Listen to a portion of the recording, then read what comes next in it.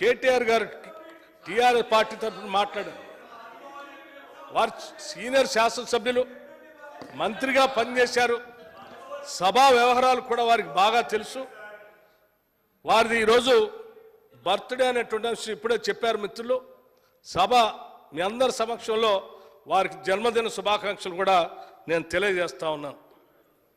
మీకు అనేక సంవత్సరాలు నిండు నూరేళ్లు ఆయురారోగ్యాలతో ఉండాలని మీకు జన్మదిన శుభాకాంక్షలు తెలియజేస్తూ మీరు ఈ రాష్ట్ర ప్రయోజనాల కోసం రాజకీయ ప్రయోజనాలను పక్కన పెట్టి కేవలం రాష్ట్ర ప్రయోజనాల కోసం ఈ ప్రభుత్వం ఆలోచనతో కలిసి రావాల్సిందిగా కూడా వారు నేను విజ్ఞప్తి చేస్తా ఉన్నాను.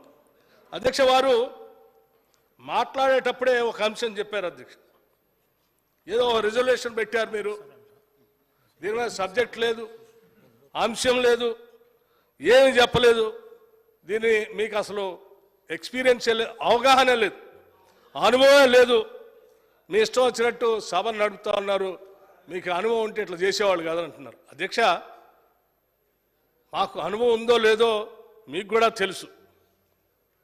గౌరవ ముఖ్యమంత్రి గారు వారు కూడా సీనియర్ శాసనసభ్యులు.